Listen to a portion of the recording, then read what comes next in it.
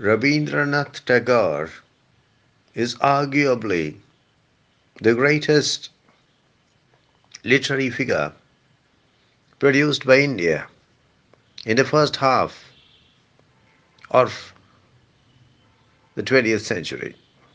He was a gifted poet, but he was much more than a mere poet. He was a poet, a short story writer, a novelist, an essayist, a dramatist, a philosopher, a painter, a musician, a writer of songs, an educationist, a social reformer, a freedom fighter, an agriculturist, an entrepreneur. In fact, he was a Renaissance man, a polymath, the like of which we rarely see in the India of today. Of course, he is most well known as a poet. His most famous work is, again, of course, Gitanjali. He became the first Asian, in fact, the first non European, to win the Nobel Prize for Literature when he was awarded the same in 1913. The moment you hear the name Rabindranath Tagore, you are reminded of the book Gitanjali. The term Gitanjali literally means song offerings. Gitanjali was originally written in Bengali. It was translated into English by the author himself.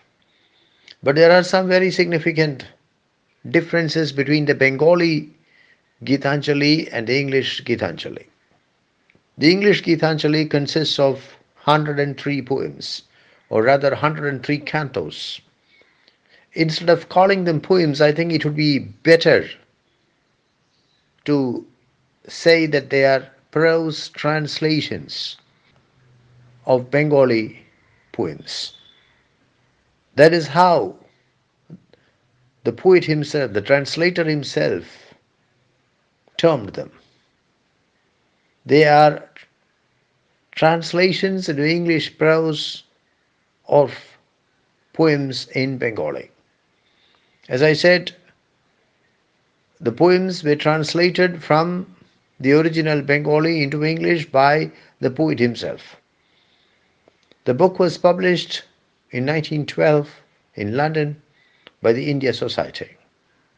As everyone knows, the introduction to it was written by W.B. Yeats. The English Gitanjali was an instant success in London, in the literary scene of the UK, in the United States, in Europe.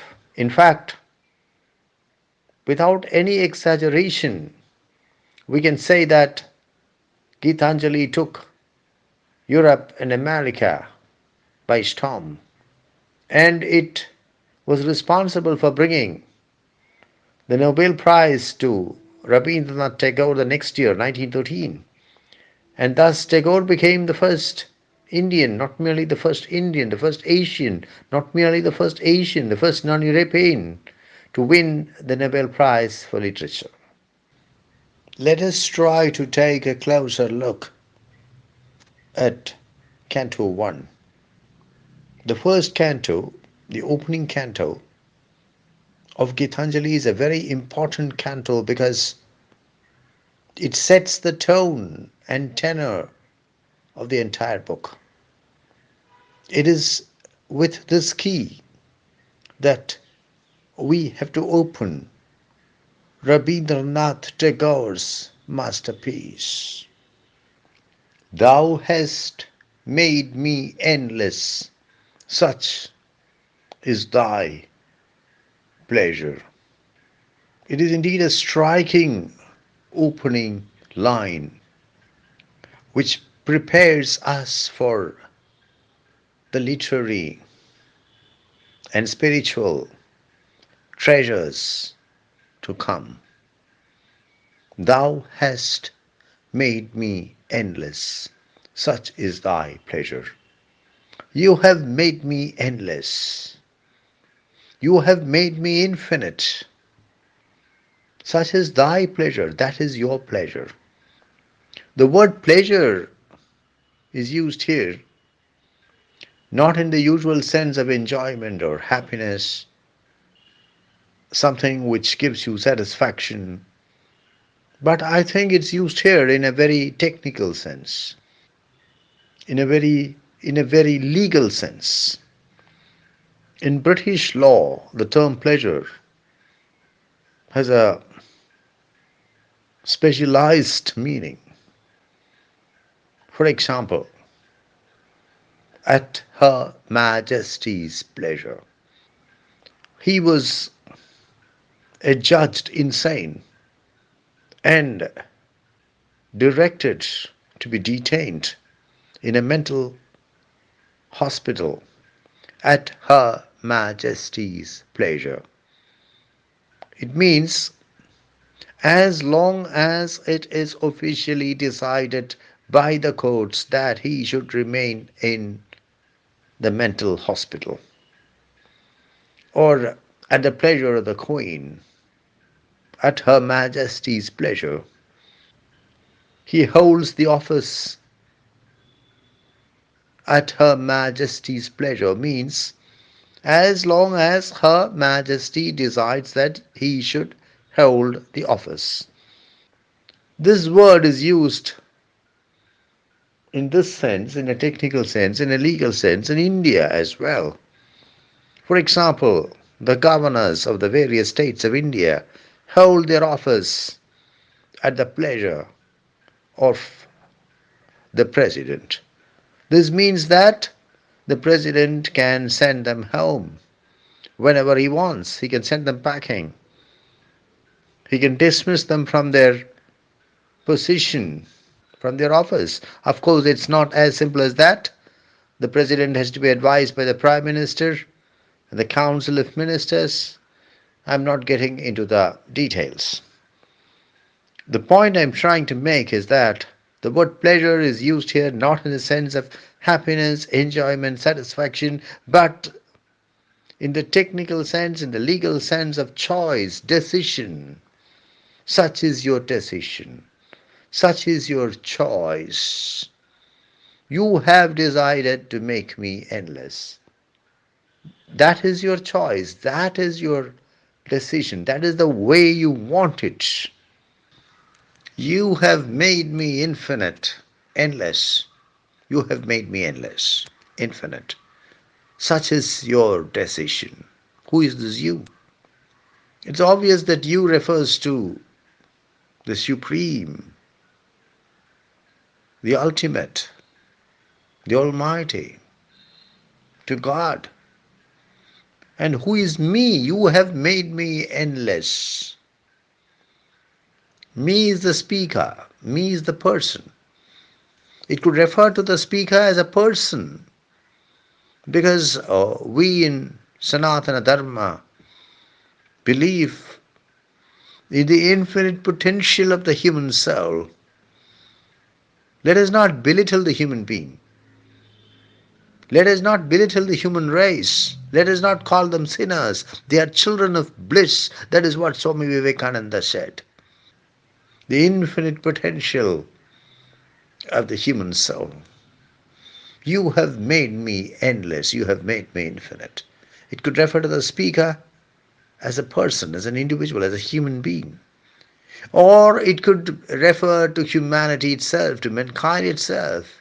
Certainly, we feel that the human race is infinite, is endless.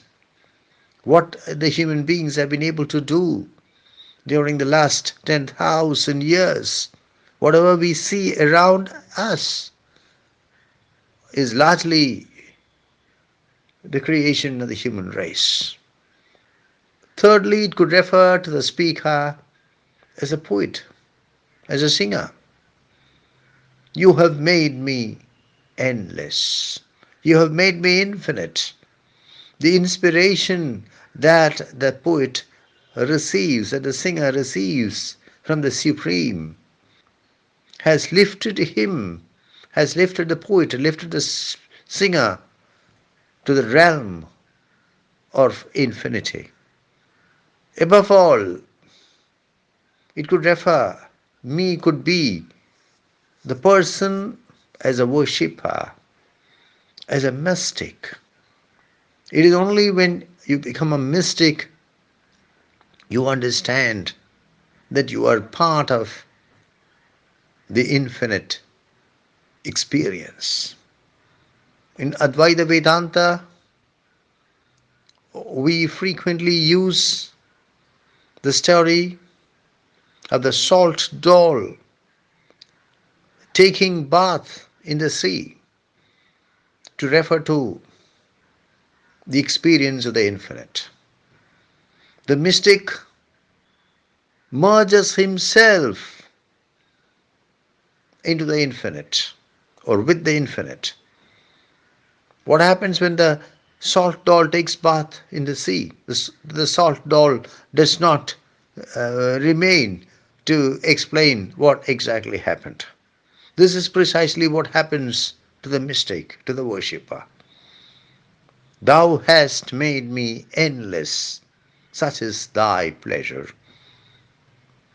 I realize when I integrate myself, when I merge myself with the infinite, that I am myself infinite. I shall be discussing the stylistic features of the canto later, but for now I would like to point out how Tagore deliberately uses archaic language.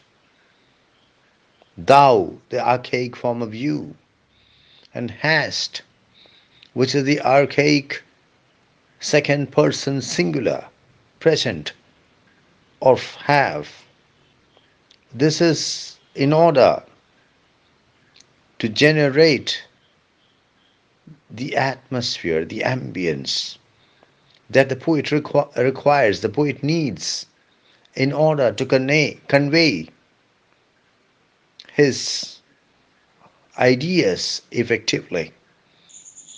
What Rabindranath Tagore articulates here in the very first sentence of the very first canto of Gitanjali is one of the basic concepts of mainstream Indian philosophy and mysticism.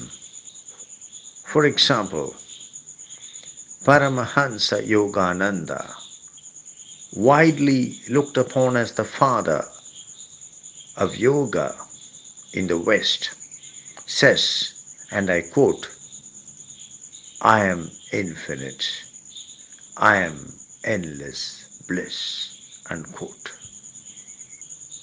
This frail vessel thou emptiest again and again, and fillest it ever with fresh life. Here the poet explains how the Supreme, the Ultimate, repeatedly regenerates, revives the human being. The image is that of a bowl which is emptied again and again and then filled again and again. This process of emptying and filling goes on repeatedly. The reference, as I have already suggested, could be to an individual, to a person. The person could be the frail vessel. Frail means weak, not strong, easily broken. The reference could be to a human being, to an individual. The reference could be to a poet, to a singer. The reference could be to a philosopher, to a mystic, or the reference could be to humanity as a whole, to mankind as a whole. The point is that God is the ultimate source of all regeneration, of all life, of all revival. And this process of emptying the bowl and then filling the bowl goes on again and again, goes on repeatedly. I think it would not be too far-fetched to see an allusion to the principle of rebirth, to the principle of reincarnation in these words. The vessel is repeatedly emptied and then repeatedly filled. This seems to be a perfect metaphor for the long drawn process of repeated birth, death, and rebirth. Krishna in the Bhagavad Gita compares the process of the soul leaving the body and entering another body to a man removing his old clothes, his torn clothes, his tattered clothes, and putting on a new set of clothes. We now move to the second paragraph, second verse paragraph.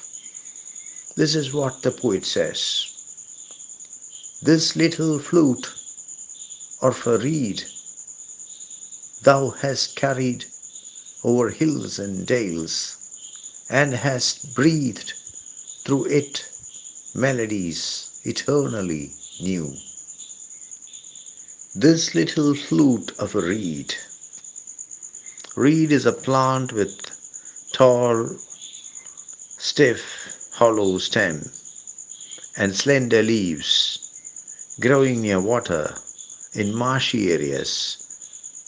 Reeds are used for making flutes. This little flute of a reed. I think reed has a secondary meaning. An impressionable person. Just as the reed sways in the wind, the impressionable person sways according to the flow of the opinion around him. This little flute of a reed thou hast carried over hills and dales. Dales are valleys. Dale is valley, especially in the northern dialects of the UK. And has breathed through it melodies eternally new. The comparison is between a person playing the flute and the Supreme controlling the human being. The person playing the flute plays a new melody every time he picks up the flute. God generates surprises through human beings. The flute is responsible for marvelous music, but the flute is not really responsible for it. We think that the flute is responsible for it, but it is the person, the musician playing the flute who is responsible for it. Similarly, when we think, when we believe that a human being is responsible for something marvelous, we forget that the real author of that great, marvelous act is the Supreme. The speaker seems to think that he is in the hands of the Supreme, what the flute is in the hands of the flutist. I think we can find here an allusion to that extremely popular Hindu god, that divine flutist, that ultimate flutist, Krishna. Melody is a sequence of notes, sequence of musical notes. Melodies eternally new. Could be a reference to the new experiences of the human being under the control of, under the guidance of the Supreme. The new poems written by the poet, the new music created by the musician, the new mystical experiences undergone by the mystic, the new Janmas, the new lives, the new reincarnations through which the human soul has to pass, all under the guidance, all under the control of the Supreme.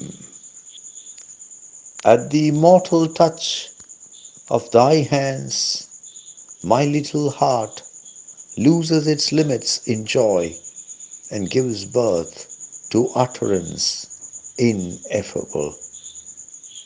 In the third paragraph, the poet speaks of the mystic experience, the immortal touch of thy hands. The mystic gets into contact, comes into contact with the Supreme, and he experiences something which cannot be put across in words, which cannot be described in words.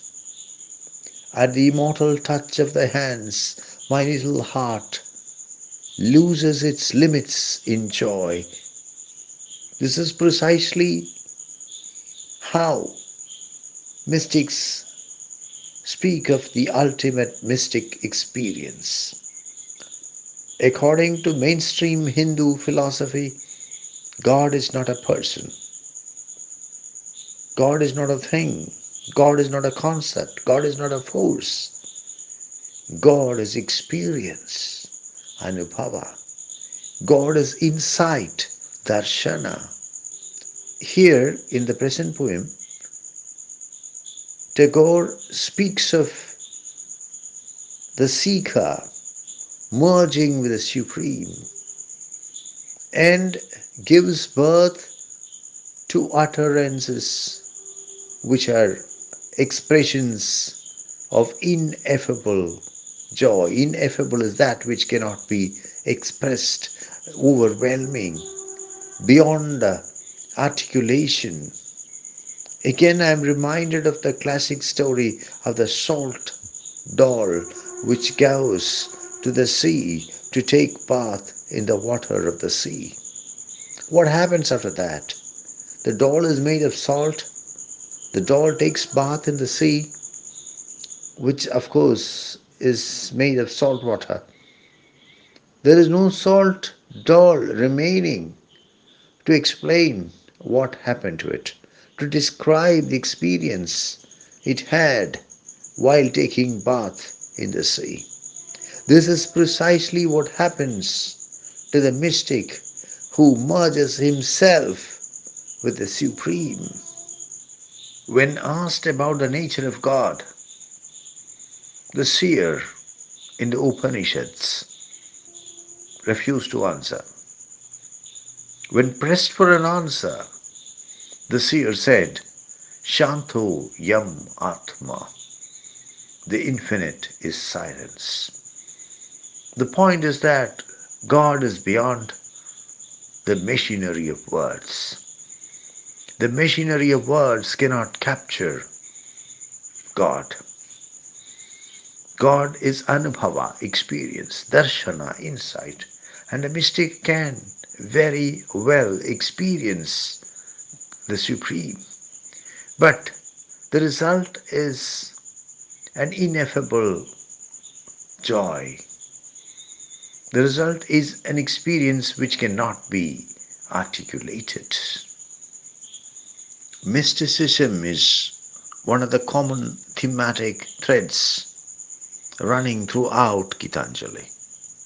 There are repeated references to mystic experiences, the merging of the individual soul with the Supreme Soul, with the laws of the person in the infinite ocean of the Supreme.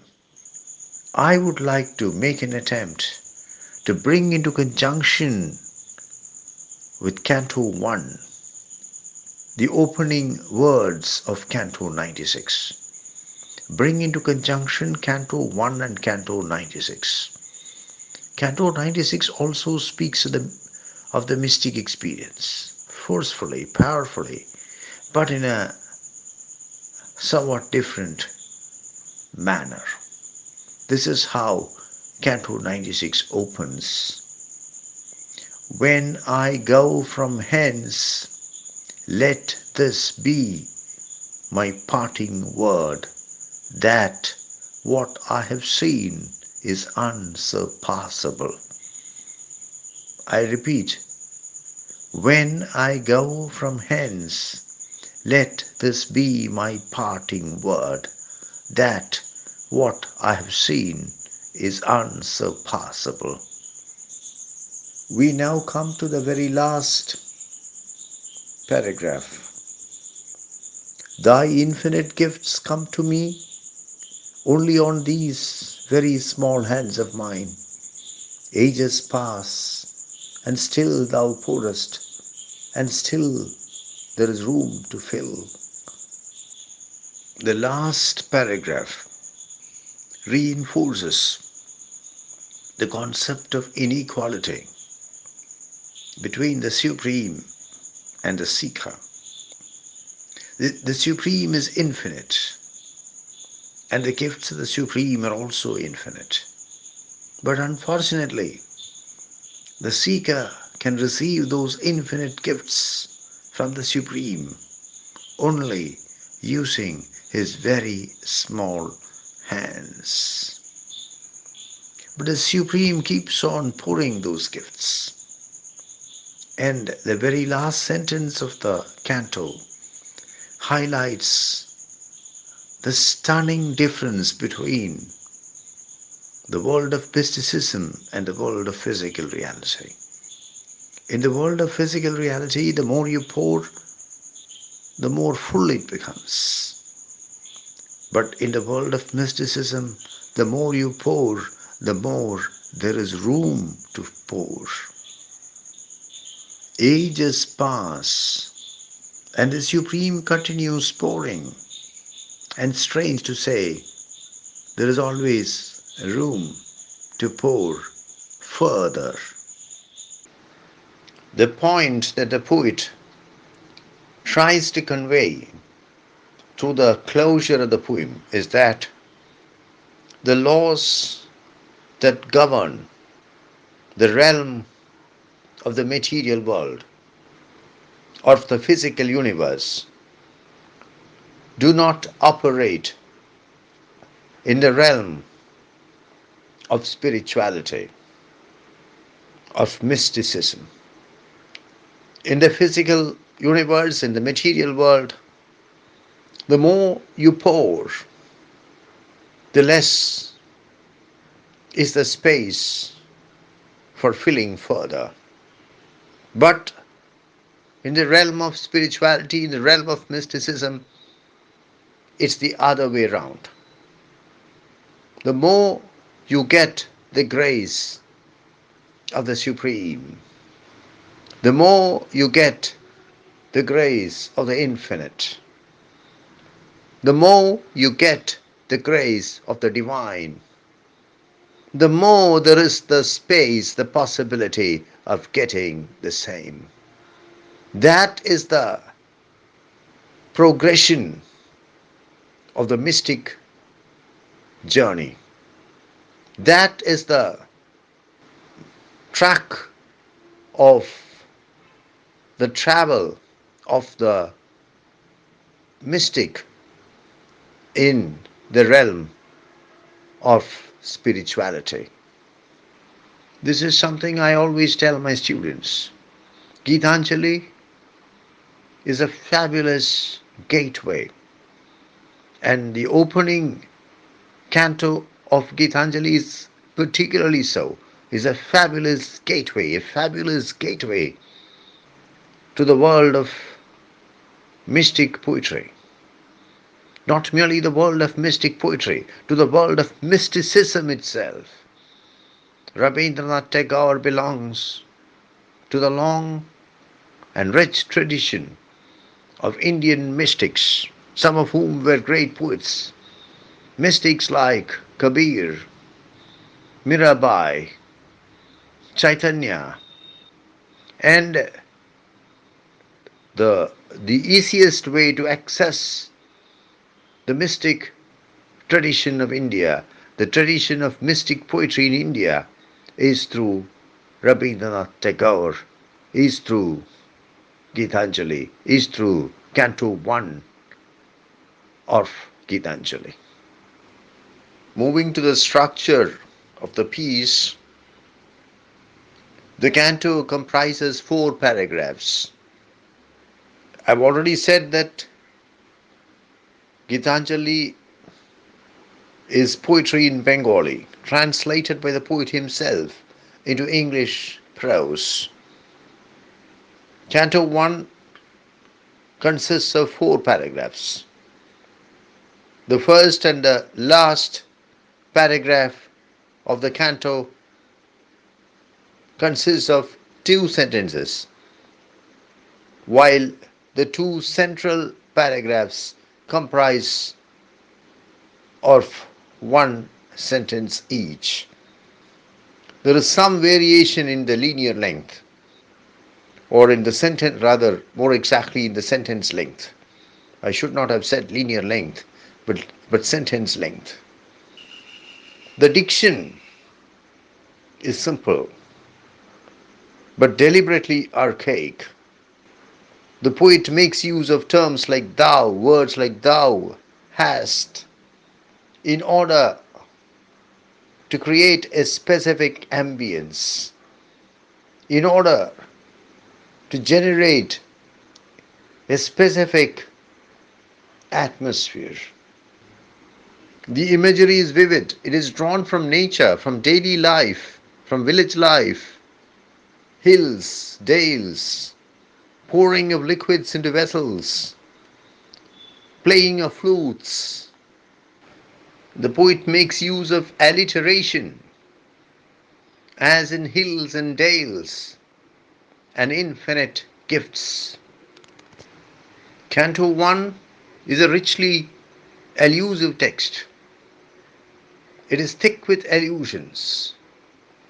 There are allusions to the basic principles of mainstream Hindu philosophy, which speaks of the union between the individual soul and the infinite soul, to the basic principles of the Bhakti Marga, which speaks of the union between the Bhakta, the worshipper, and the Supreme.